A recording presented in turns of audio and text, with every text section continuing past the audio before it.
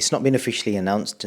From my understanding, Anthony Joshua is basically just keeping it low key, and he doesn't really want to publicise it or advertise it. But the word on the street is that he has gone with Derek James, who I believe you've been up against in the opposite corner with Errol Spencer Kelbrook at Bramall Lane. What do you think about Derek James as his new trainer? I believe he's in Dallas already training with him. Yeah, he's a good trainer. No, there's no doubt he's done great with the Charlos. He's done great with Errol Spence. But like I say, I think we've been this over and over again, haven't we? That it's not the fault, in my opinion, doesn't lie with the trainer. And if Anthony Joshua wants a simple solution to try and make his career go back on track, it's as simple as get rid of the entourage and the hangers on and all the people who are telling you what you want to hear. Listen to the people who are telling you what you don't want to hear, because that's where the hard truths are. You've obviously said that on quite a few interviews in the past. From my understanding, I don't believe it's, like I said, it's not official, but Angel Fernandez obviously was in Manchester last night, so he's not with him. So I understand that he's just going with Derek James as his sole trainer. And I think you suggested before that he needs to be in camp. He's obviously gone, three months before his fight. April 1st is his fight date. Basically training out there on his own with Derek James, going down the right path.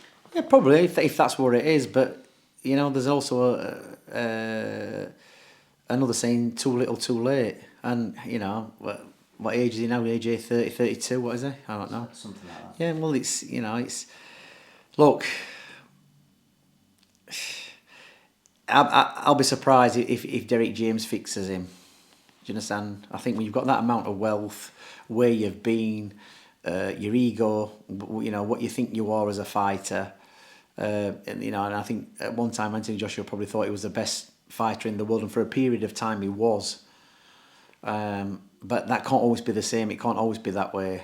You know, it's like football. Ronaldo, you know, best player at one time, and then when you start to lose form, you can't always have your form. And I think Joshua's lost his form a long time ago from a number of reasons, having the wrong people around him, making the wrong decisions.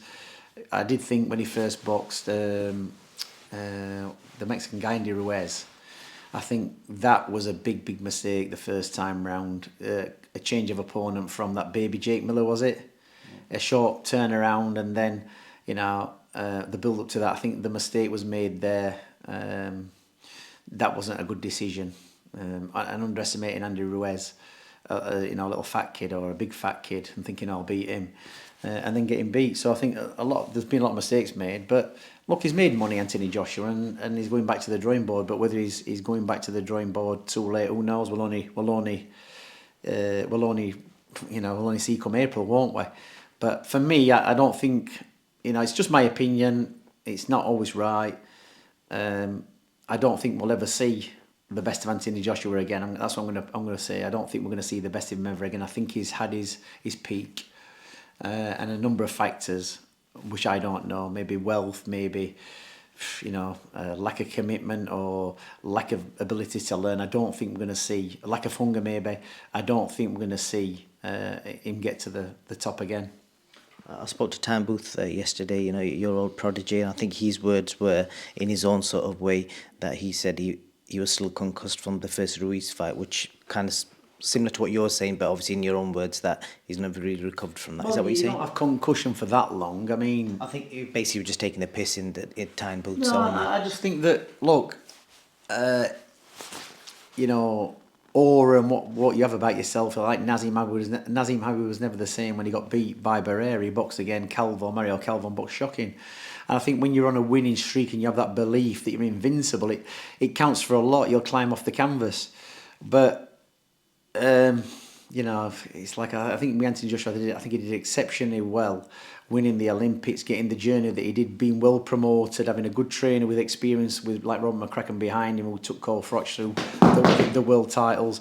I think all that worked well for Joshua. You know, Tyson getting his ban and being out of the way for so long. You know, look at that King Charles Martin when he boxed him for IBF. I think it was one round. It's like his path was paved. And for me, I think he had a very easy route to those world title fights. He didn't. It wasn't blood and gut, sweat and tears to get there. It was quite an easy journey. I think the Klitschko fight was a bit of a tester. But let's remember that Klitschko was past his best then, and Tyson Fury had already beat him in his backyard. And you could see the decline in Klitschko with the Tyson Fury fight. At the back end of the rounds, he started to gas out. And he still gave Anthony a life and death through that fight. And I don't think Anthony capitalised on when he first had Klitschko in trouble. I don't think he capitalised on it.